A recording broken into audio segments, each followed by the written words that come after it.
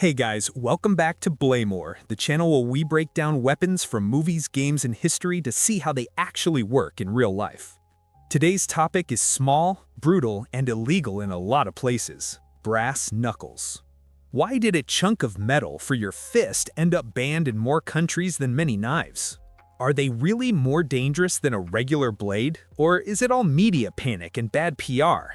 Stick around. Hit that like if you're curious and watch till the end, because once you understand how these things really work, a simple punch will never look the same again.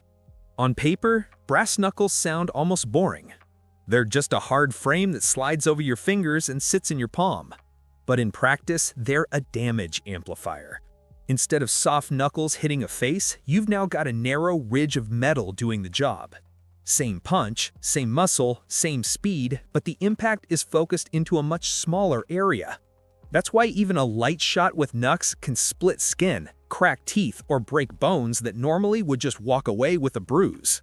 It's not about making you stronger, it's about making every mistake hit like a car crash. To see where that idea came from, we have to go way back. Imagine a Roman arena.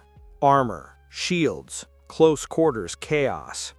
Historians describe early metal fist weapons, bronze plates and metal fists that fighters gripped to hit harder without destroying their own hands.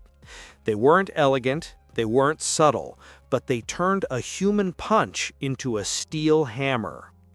Then for a long stretch of history, that concept faded into the background. Medieval Europe preferred swords, maces, heavy gauntlets. The idea of a compact punch enhancer didn't disappear. It just waited for a world where people fought closer, dirtier, and with less armor in the way. Fast forward to crowded docks, smoky bars, and cramped ship cabins. This was not a place for long swords and heroic duels. Sailors, dock workers, and street gangs needed something cheap, small, and fast. A piece of metal with finger holes was perfect. It fit in a pocket, it slipped on in a second, and it didn't look like a weapon until it was too late. Similar ideas popped up all over the world: fighting rings in Asia, metal combs, hidden impact tools. Different cultures, same logic. If fists are your main weapon, it makes sense to upgrade the hardware. World wars took brass knuckles from back alleys to the trenches. In tight, muddy dugouts, rifles and bayonets were awkward, but human bodies were just an arm's length away. Soldiers began improvising, wrapping wire around knives, bolting on metal rings, welding simple knuckle frames to grips. It didn't take long before official trench knives showed up. Blades with full knuckle duster handles, designed for stabbing, slashing, and punching in one brutal package. For the military, this wasn't some edgy accessory. It was a tool for silent, close-range kills. And after the war, a lot of those tools didn't stay on the battlefield. They came home, into collections, gangs, and eventually, criminal codes. So why do brass knuckles do so much more damage than a bare hand, even though they don't look that extreme? Think of hitting a wooden log with your fist. Your skin and bones spread the impact out. The log might shake, your knuckles hurt, but that's it. Now imagine the same punch, but with a solid metal ridge between you and the log. You didn't get stronger, but the impact point got much smaller. Same force, less surface area, way more pressure. Now the log chips, dents, or cracks. On a human face, that difference is huge. Skin splits easier, bones fracture with fewer hits, cuts and deep bruises show up where a bare knuckle might leave nothing visible. And here's the twist. Good brass knuckles also spread the shock across your palm, so your own fingers don't absorb the worst of it. They're literally engineered to hurt the other person more and you less. With all of that in mind, the legal side starts to make sense. A kitchen knife can be used on food, A baseball bat can be used in a game. A utility blade can open boxes. Brass knuckles? They exist for one thing: punching people harder. They're easy to hide, easy to carry into a club, a bar, or a protest, and they're strongly associated with gangs and street violence. That combo, pure offensive design, high injury potential, and zero legit daily use, is basically a red flag for lawmakers.